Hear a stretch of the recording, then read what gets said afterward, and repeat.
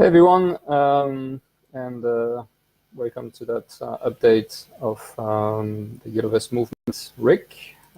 Tonight, I would like to give an update about what's happening in Canada, especially.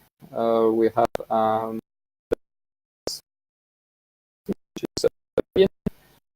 give a bit of about different issues people are facing in Canada, which I think are going to be something that is quite common around the world. So yeah, please introduce, say hello, just write a comment and say where you're from, so we know a little bit who's with us tonight, and welcome everyone. So I would like to introduce you to Tracey. Tracey, are you there? Yes, I'm here. Hi, Roman. Hello. How are you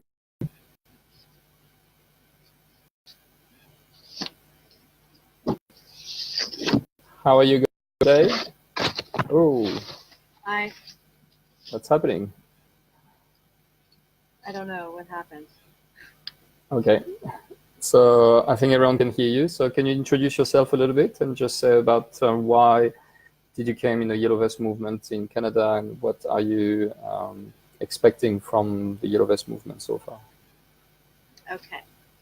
Personally, my reason for getting involved is my passion for the homeless and for children. And in a first world country like Canada, I feel homelessness should not exist.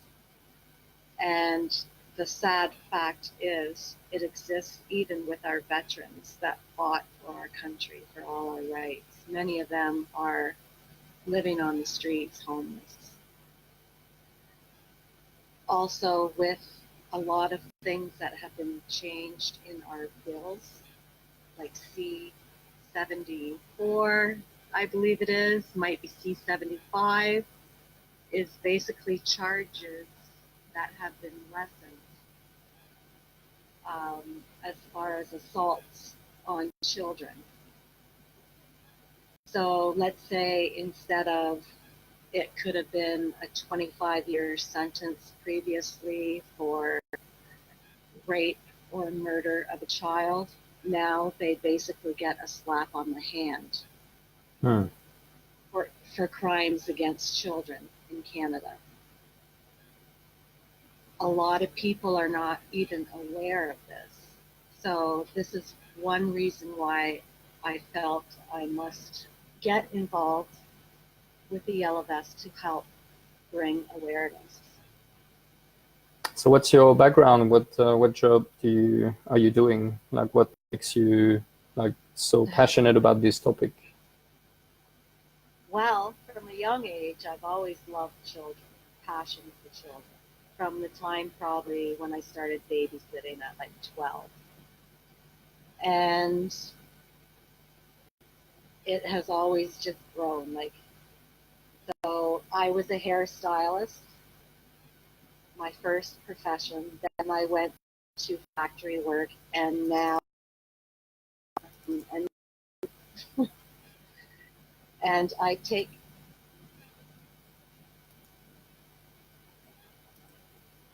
a total of 5 children from the ages of 1 year old. So I think it was really my calling. Okay. So what are you currently doing in Canada? Like, what's the state of the Yellow Vest movement in Canada according to you? I'm sorry, Roman, can you repeat that? What's happening with the Canadian Yellow Vest movement according to you? Well, we are very young. A lot of people are still not aware of it, and it surprises me how many people are not even aware of it in France or in the UK. How long has it been going on in France now? We started on the 17th of November, so it's now 15 weeks, so like a little bit more than 3 months. Okay.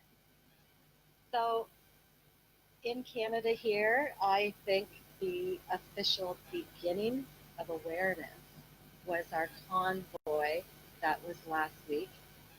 It started in Alberta, and it had hundreds of transport trucks, people that are out of work because of our oil not being used in Canada. They buy Saudi oil and gas, and instead of using our own resources, we're buying from Saudi Arabia. So it has caused many people to lose their homes and their livelihoods. So the convoy went to Ottawa, to Parliament, and people ended up joining in from coast to coast. Us in Ontario, and I think from coast to coast, support Alberta in this, devastation that they've lost their jobs and their livelihood. Alberta is very important to Canada as far as our economy. Without them, Canada basically has no economy, and it is affecting all of us, because oil's not just goes in automobiles, it goes in everything. This computer we're talking on, our cell phones, our hair products, our clothing, our building materials. It's in everything. So it's a resource that we must use. So I just get some question like, are you Tracey Lemon, or is it what's your? Yes. Yeah, it's Lemon. Yes, yes, Laurie. Yes, that's what I've known. That is my birth name. Okay. So guys, if you're coming on board, so Tracey is calling us from Canada and giving us an update about what's happening in Canada, and we're just going to discuss a little bit a few topics. Please share on your page on many groups, Yellow Vest, so people can have an update of what's happening in Canada. And if you have any comments, like please introduce yourself, saying where you're from. So yeah, we can ask her directly questions if you have any questions. So tell us a little bit, like we had that conversation this afternoon about you meeting Indigenous people in Canada, and like what was your first reaction when you met that Indigenous people? Because I think this is something that needs to be addressed, and I would like you to share a little bit what was your first reflection, so we can add on a little bit on that. Okay, the reason why I've been reaching out to the First Nations community is because I'm sure they are quite concerned about the oil lines. So I want to know what their concerns are, and want them to know that they are part of Canada. They are the original history of Canada. And what matters to them matters to us, because it's going to affect all of us, what is happening. So I'm trying to reach out to them to let us know that their concerns we are interested in, and we want to come together to find solutions to it. So the first question that was asked by a personal friend, native friend, was, why do the oil lines always go through the native land? And I thought, wow, that's a good question. So I think this is something that we need to look into. My opinion of that is probably because, the government pushed them around for how many years now? They still can continue to do so. And I feel that's totally unfair, and I think all of us in the movement feel that is unfair. Yeah, I guess this is something that is not uncommon, because I'm sure everyone remember what happened last year to Standing Rock, and how the indigenous in America also stand up against the abuse of the government and trying to rip off people's lands without their authorization. So okay, so what did you say to that guy, like that you met, and what it triggers into you? I've been, like I said, I've been trying to reach out to many. There was one gentleman on Saturday in St. Thomas, Ontario, that passed by me during the rally, and I recognized he was a native. So I didn't mind spending a few moments talking to me about the native concerns. And he was very pleasant man, and he agreed. Can you try, excuse me, Tracey, can you try stop moving? Like, I don't know if you're moving something, but it makes a lot of parasitic noise. I don't know if it's your hairs or, yeah, it must be your hairs, yeah. Can you try to stay still? Thank you. Anyways, I asked him, again, I addressed the oil lines right away, because I think this would be their main concern with what's happening with Canada and how we want the oil line. So I want to know why they may be against it or may be for it. So he again said the natives do not want the oil lines going through their land. And he said to me, compensation is not the answer, because I was wondering, are they getting compensated if they go through the land, and how are they getting compensated? So he said that is not the answer, that the answer is they do not go through the land.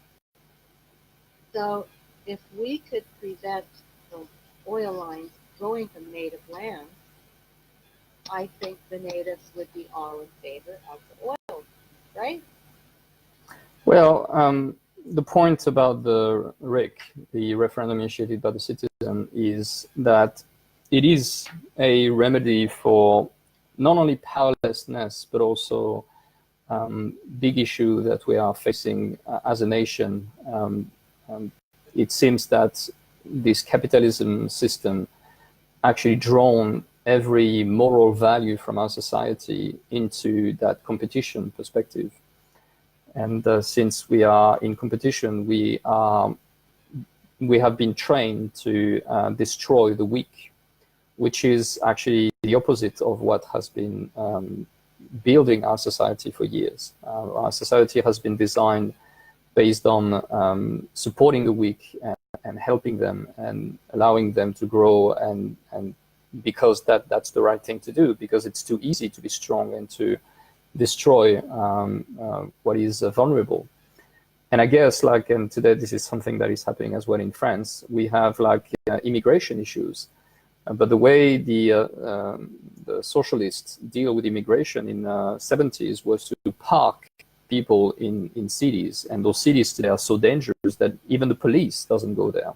I don't know if many people knows that, but there's some places in France, especially where I grew up in the south east of France, Marseille. There are some places where the police cannot even go.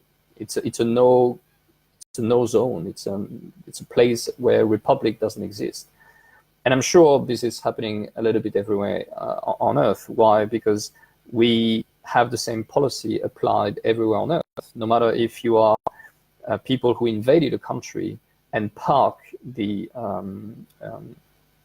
indigenous into a space and just told them, like, yeah, guys, we allow you to survive in that space.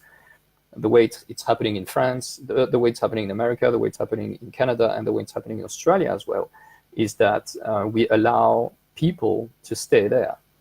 And it's something that is really unfair and unjust. But as we are on the good side of the line, like, we never really standed for those people, even if moral was actually telling us that those guys deserve just a tiny little bit of land to survive, and they should be happy about that, because we could have exterminated all them. I'm saying we, like, we as colonial city, because I guess France also has its parts of Black history. Like my parents grew up in Algeria. Algeria was a little bit different because like it's like the French came in Algeria in 1830, and when they arrived, there was like something like 1 million Muslim. And when they left, when they gave the independence of Algeria in 64, there was 10 million Muslim. So this gives you an example of how, when you're coming to a place bringing knowledge and civilized world, there's different way to do it. But the way the English did in the past was that we destroy everything and just let people survive and be happy to survive. The issue that we had for years is that mentality of bullying, because that's what it is, like colonialism is bullying, has been accepted and has infiltrated every aspect of our society. And we spoke about that. We spoke about the weak, the old people, the seniors, the handicapped people. Like, what's your thoughts about this? Well, I definitely think our seniors are mistreated. I think they all should, okay, I'm going to include the veterans in this, because the vets and our seniors built our nation. But yet, they're not being taken care of, again, with the homelessness. There's no affordable housing for either one, as far as to my knowledge. Seniors are being, low-income seniors, or if they have no family that can take care of them, are being forced into government senior homes, retirement homes, where they are mistreated severely. Some have been literally murdered. I think both the veterans and the seniors should be living tax-free. They've paid their debts to our society. Now, that is a personal opinion. That is mine. But they've paid their dues. They built our nation. So they are number one that should be protected, and also our future. So that's why, like, again, it's a circle, why I'm in this movement. Who built our nation and our future of the nation. Yeah, and the like, when we look at those people, no matter if it's the handicapped or the seniors or the indigenous, the first reaction that people would actually have is to basically say, yeah, sorry guys, we didn't pay attention to you, we didn't help you when you needed our help. And like, it would be easy actually to use ignorance as a way to say that, like, oh yeah, we haven't been educated at school properly, we haven't been tell us the true history, but the truth is that we know what happens, and we know the way they've been mistreated, and it's not new. Like, they are constantly mistreated. And this is something that people need to understand about this current society, that capitalism mentality, that individual system that produce cowards, that produce weak people, that produce sheep, is removing that compassionate nature that used to push us to go towards that simplicity and just hide behind excuses, you know? Like, we used to stand for things, we used to fight because life has meaning. But as soon as we've been removed those meanings of our life, then suddenly we are losing also what makes us human. And therefore, like, when people are weak and when people are vulnerable, that society teaches us to take that vulnerability and exploit it. And we see that constantly. Like, a lot of people are complaining about Wall Street and the finance that says that people are making money on people's misery, you know. But it's not just that. Like, the way, like, cops are beating up French people today is based on the same thing. It's basically people who put their personal interests, like their social status, their financial rewards, above their moral. Okay, this is what's happening in France. Like the moral is pushed behind, and because the moral is pushed behind, people don't give a shit about what's happening to people around us. And instead of just like hiding ourselves behind our finger and say, look, I didn't know, like, sorry, like the school didn't teach me properly. I think it's actually time to own our miserable behavior so far. We complicitly accepted tacitly that situation, and we accepted that years after years. And the Yellow Vest movement, I guess, like is giving a voice to speak against those things that are happening all over the world. Like French people are not an exception. As I said, we didn't invade people. Like we invaded people, we didn't invade France, but we parked the immigrant into spaces, into no governmental zone, and so we behave exactly the same way. And the way the people are treated, exactly as I said, the seniors are mistreated, like the way people who fought for providing spaces for us and allowing that society to exist shouldn't die alone, miserable, parked into buildings where like those guys are our library. They could do a lot of things for us, but we don't even give them a chance. Why? Because there's a business there. There's a business that is there that maintain those people alive as long as they can, so they can take money from them, giving them a miserable life, while the other one are so busy having a career that they don't care. So like basically we are a generation that don't care about the young generation because having a job is so much more important. That's why at 6 months old, babies are just parked into a nurse, and we just hope that the nurse is going to do a good job of a parent. And then we have the older one who are parked into boxes, waiting to die. And we have, in the middle of that, we have the minorities, we have the indigenous, we have like, and the people who were in that zone, that comfortable zone, were like quite happy to do whatever they want because they were not targeted by this situation. Well, the problem with the elite is that they hate humanity. They hate the whole humanity. So they base their principle on pyramidal structure where they are on the top of that structure and everything else is below. So they have absolutely no respect for life, for human, for whatever. And it's now time for people to stand for their life. Like the way we treat animals, for example, like when you look at the way we treat animals, you understand the way we treat children. We understand the way we treat seniors. We understand that it took a while. It took a little while the way it happened. Like initially things were not that bad, but slowly. Like you can judge a civilization the way they treat the weakest aspect of them. And the animals are the weakest aspect of them. The way we slaughter them, the way we grow them is in the worst condition possible just to make meat so people can eat. And you're like, how can you expect having a better society? How can you expect having respectful people, respectful behavior? Because everyone is a part of that problem. Everyone, by being a part of that system, by working, by paying their tax, by being complacent with that system, is also responsible of all this injustice. And now that the injustice is hitting let's say the low middle class or the middle class, now the people are waking up and say, oh shit, now they're coming for me. You know, there's this proverb in France that says, when the fascists came for me, I didn't stand, when the cops came for the fascists, I didn't stand out because I wasn't fascist. When the people came for the communists, I didn't stand up because I wasn't communist. When they came for the poor, I didn't stand up because I wasn't poor. And when they came for me, there was no one else to protect me. And that's exactly what's happening today.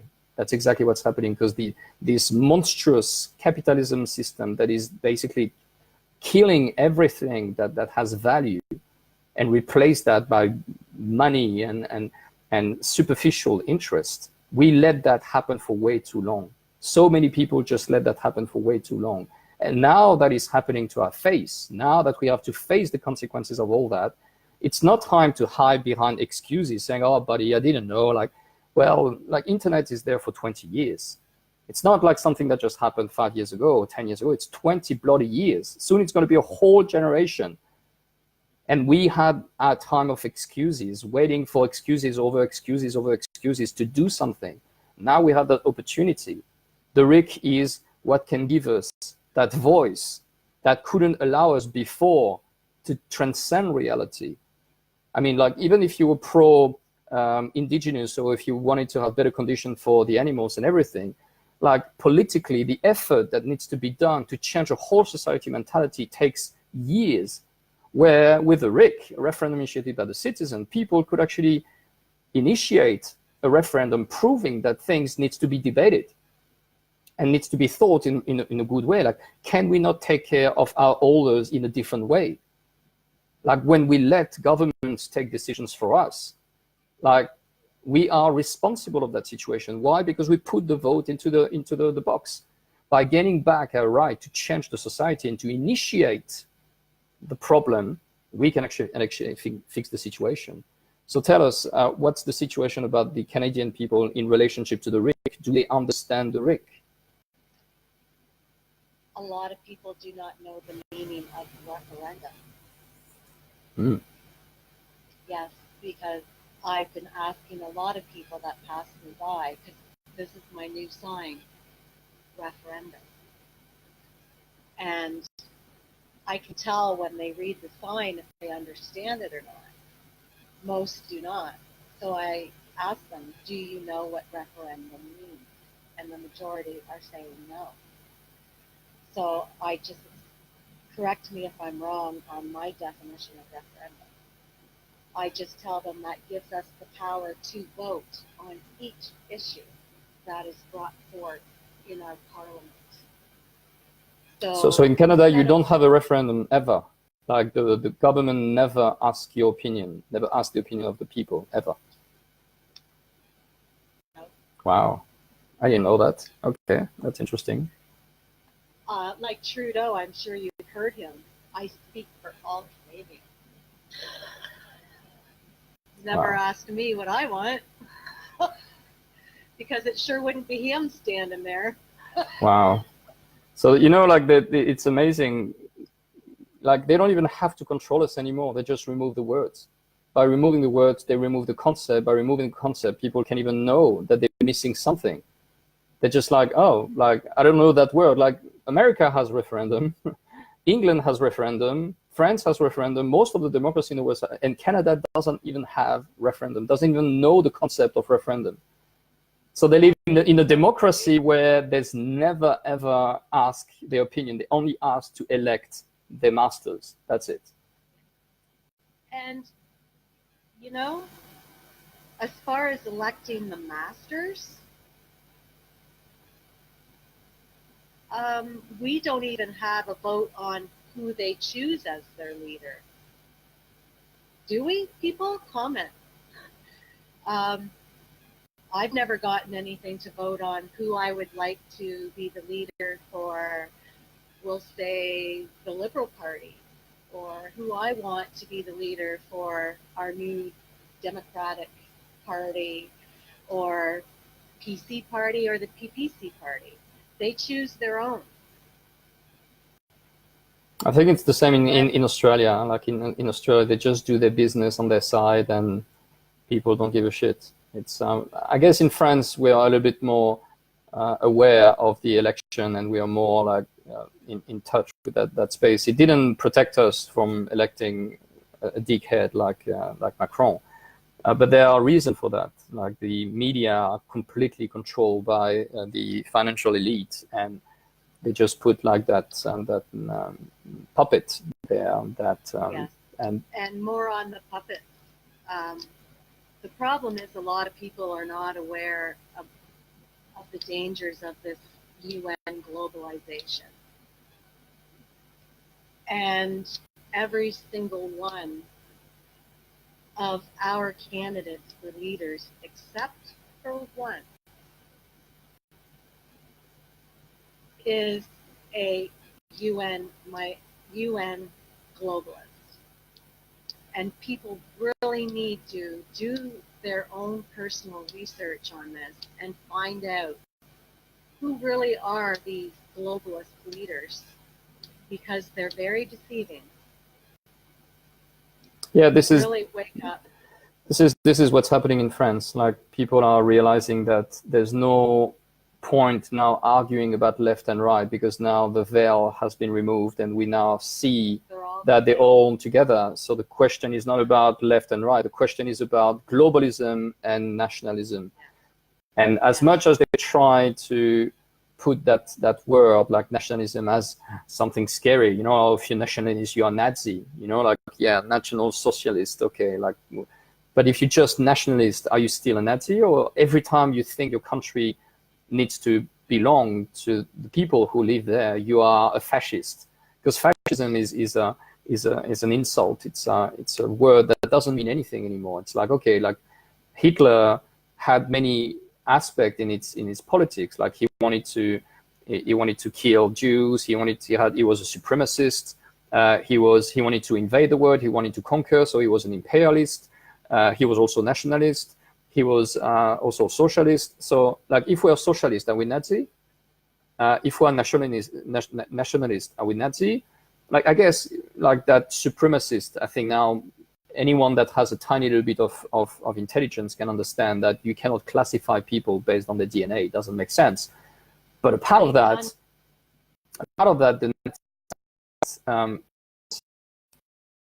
it's wicked. Glorifying, look what America is doing, and it's about, like, sending all across the world what's the best of your country, which is a form of imperialism. Okay, like, when we want to bring that modern lifestyle to Africa, we are having imperialistic perspective. So we're all fascist, we're all Nazi. But instead of understanding that concept and saying, like, no, we're not, like, Nazi is, like, it's something that was, like, okay, based on segmentation of race and blah, blah, blah. But we don't analyze those things. There's no critical thinking. It's all based on, and people are like, okay, if you're not from my side, then therefore you're against me. If you're not from left, then therefore you must be from right. So therefore you have to be my enemy. Well, that's exactly what the globalists put in place to divide and conquer. Okay, so, like, they're like, okay, we're just going to segment people between left and right, and we're going to opposite them as much as they can. So therefore, they will not pay attention to the fact that we want to control the world. That's the insanity of those people. They want to control the world. They don't want just to control your life. That's not enough. They want to control your country. They want to control all the countries, and they will never stop until it's going to happen. So when people are telling you what the Yellow Vest is all about, it's all about bringing back common sense. It's all about understanding that we've been mocked and lied for years and years and years. And if we're not standing today, there's not going to be any more humanity. We're all going to be transformed into robots. We're all going to be transformed into slaves. And it's already the case, but it's going to get worse and worse and worse and worse until people are going to stand and being ready to fight for that. Yes. They have spent, the government and this UN have spent a lot of years brainwashing us and putting labels on all of us to divide us. Racist, nationalist, socialist, anything that ends with an ist. Yeah, populist. Okay. Like, populist is like, oh, but populist means that I'm pro-people. But yeah, so you're populist. And how is it an insult, by the way? Like, I still don't understand. When you stand for the people, you are...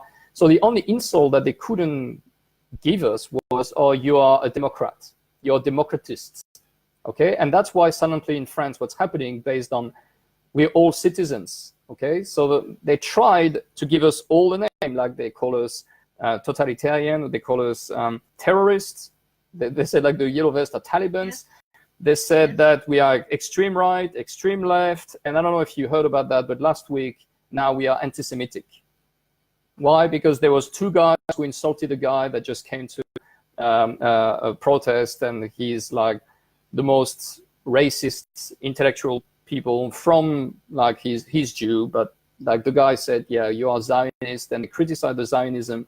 But no, suddenly 2 people openly said you're a Zionist, and that's not okay. So suddenly the whole Yellow Vest was anti-Semitic.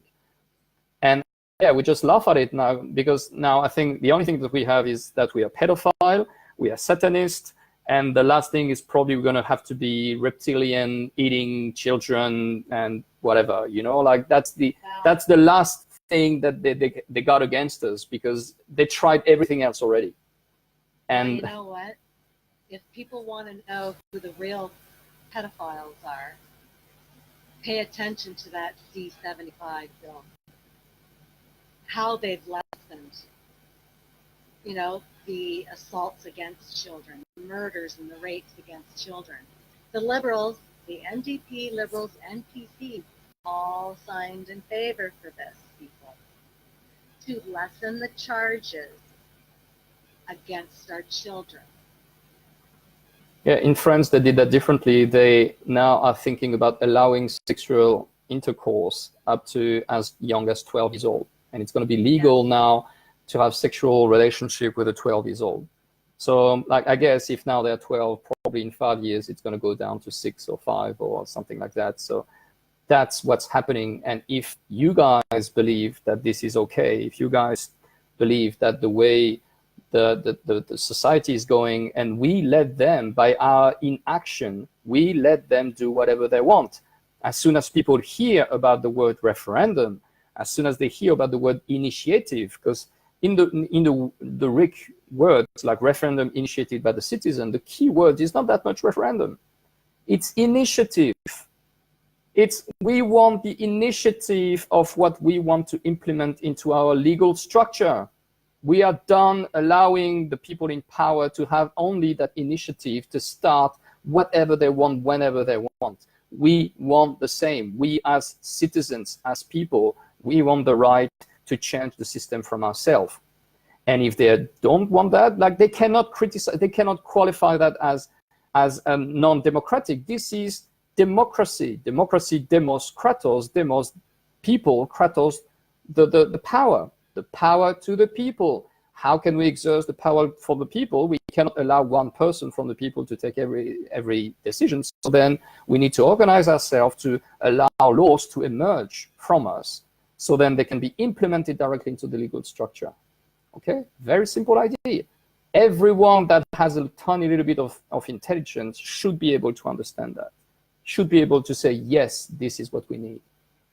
I want to say one more thing about seniors and our vets. Sure. And our politicians.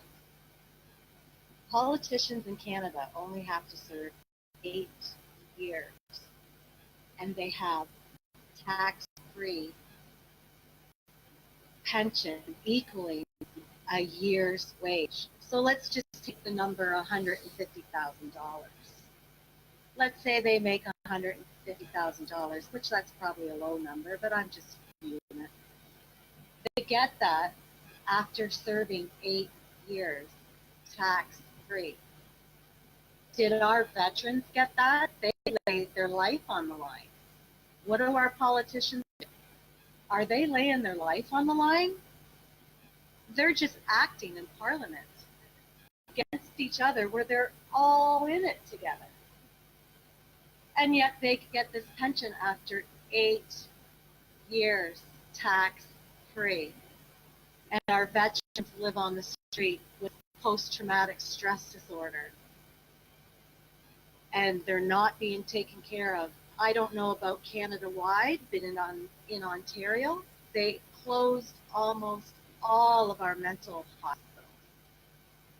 So where are these veterans getting taken care of? Where are our mentally ill supposed to be taken care of? That's why homelessness has grown tremendously. But again, like I say, you know, there's so much that personally upsets me, but these are the major things that really upset me. Is how can someone simply work 8 years as being a MP or an MPP, either in Ottawa or Toronto, work 8 years and get a pension handed to them tax-free? Well, people that actually went to war don't have that. It's been taken away from them. I a gentleman at one of the Canadian Royal Legions here in London that takes care of our homeless veterans. And I asked him, what has been taken away? And he said it started back in 2006 when Harper was still in. Their pension is taken away. Now they get a flat rate of he said it's about $250,000 they get instead of a pension. So if this is a young man that went to war, let's say in Afghanistan, and he was 30 at the time and is now 40, he gets $250,000 for the rest of his life. That's it, $250,000. And if he lives to 80 years old, that's 40 years he has to live with only $250,000. How is that right? He went to war and had his life threatened and was willing to do it for us, supposedly. Sorry, that's getting a little bit further. But well, this is a whole different discussion, like, because the first discussion in place would be, why do we need an army that is not there just to protect the country? Like, why do we need an army that is going outside of our boundaries to, for whatever reason, to support whatever agenda? This is maybe the first discussion that we should have. And why in this army we never find any kids from the people in power. That's another very interesting topic. Okay, they never send their own kid in war. They always send others' kids in war. That's why it's so easy for them to make decisions, you know? So before even asking why veterans don't even have enough money to survive, like, well, maybe we should first ask, why did we need that many veterans? Like, why do we need, especially when you look at in America, like the budget, the military budget over the last, I'm saying 20 years, 4 years, but we can even look at the 200 or 400 years. The money that they spent in military for the last 400 years is unimaginable. Like, if the people knew how much money has been spent, not just to protect your own territory, but to actually go outside and get involved into others' business, like, well, like, you like, all those questions needs to be challenged. Like, do we really have to have an army that is going outside our territory? Like, when you look at the way Russia is managing, like, Russia never expanded. They just protect their boundaries, and they do that really well. And they have like a budget that is a 20th of the American one. And they only use, like, recently with Syria and Libya and a little bit in different war around the country, but it's not that they're not like sending military base all over the world. And like, why are we not operating this way? Like, and I'm not talking about France as well. Like, we would have 100 times less veterans to feed if we were just using that energy to build instead of destroying. So yeah, let's not get too deep into that topic. But yeah, the point that you're saying is true. The only reason why those people are paid the amount that you said is basically simply because we do not stop them. That's as simple as that. We do not stop them. As soon as we do not stop them, they do whatever they want. And they call that democracy. They call that democracy with all our sympathy. Like, we all, oh yeah, you know what, like, that's fine. You know, like, we just recently heard that senators in France are having something like 15,000 euros. I think it's $25,000 a month retirement. Like, people don't even know, like, those numbers is like, what? 25,000 Australian dollars a month retirement because you've been senators a few years. And of course, who voted this law? They voted the law for themselves. And we were complacent enough to let this happen because that's what people do today. They're weak, they're cowards, they just hide themselves behind excuses. And one of the reasons why I wanted to stand and share that message for the world is that no more excuse. No more excuses. Time to face our responsibility. Time to do something. We can't hide anymore behind fake excuses of, oh, or I wasn't strong enough. Now it's time to own it. It's time to own our responsibility, and it's time to act and regain that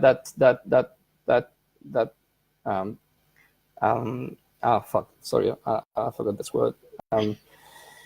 Not that moral, that not responsibility, that honor, that value, that makes us feel good, like that respect for ourselves. You know, there's a lady. I'm just going to end up on that story. There's a lady in France, in a very tiny little village, and she was like, in a village, everyone thought she was stupid and she was insignificant. She was like 60, 65 years old. She's just the funny one, let's say, the funny one of the village. And something happened during the protest, and she insulted a cop. And oh wow, the cop are a right to beat up people, but if you insult them, oh whoa, this is outrageous. So she had to go to the court, and she's just like that tiny little lady that doesn't really talk, that doesn't really say anything. And she came to the trial, and the judge says, okay, do you have anything to say about your attitude and your actions? And suddenly the lady stand up, look straight in the eye, like she'd look at the judge and say, for the first time in my fucking life, I'm feeling alive. And everyone was just like, what? Like that tiny little old lady, that funny one, that she just stand, and everyone had goosebumps in the place. They were like, whoa, something is happening. There. A friend of mine told me those are not goosebumps, those are true bumps. Yeah. and I like to share that story because it tells a lot. It tells a lot, like 60, 65 years old, and for the first time in her life, she feels alive. She feels standing for moral, for value, for meaning, for something that is bigger than her. And this is happening all over France. Little people that never really did anything politically, that never had their voice listened, that never engaged in any way, shape, or form, suddenly are standing up and feel alive. And I guess this is a message that needs to be shared with the world. Like, it's time to feel alive. It's time to bring meaning back behind our actions. Stop just being a consumer. Stop being an elector. Become a voter. Become a citizen. Become an active citizen that just doesn't put a paper into a piece of vote. And if you have to piss off, and if you have to get angry, and if you have to be non-political correct, that's fucking fine. That's fucking fine. It's coming from the heart. It's there to change the world, and we need now to own it. It's time to own it. It's time to stand for what we are, to be proud of ourselves, and to make the change that we had to do for years. Why? Because no one else than us is going to do it. No one else. Thank you very much, Tracey, for being with us tonight. One last word. Do you want to say one last word? Sure. I think a lot of this, going back to how you were saying, how we didn't pay attention to other issues, like our native here, the native here in Canada, etc. I think it's human nature for us not to take notice until it happens to oneself. And that's where the compassion has to be. You have to become aware of what is happening to other people and have the compassion before it happens to you. That's my final word. Just open your eyes, people. Do a lot of research. Please research deeply. And don't be afraid to shake those who are afraid of standing and changing the mindset. Like even if it's a relative, even if it's someone from your family, don't be afraid to shake them, because if you can't do that for them, who will? Okay, that's very, very important. That if someone in your family is like saying something that doesn't resonate with your moral, like, it is time to act and to. Thank you very much, Tracey. Lots of love to Canadian people. And please, guys, if you like that video, please share it into all your network.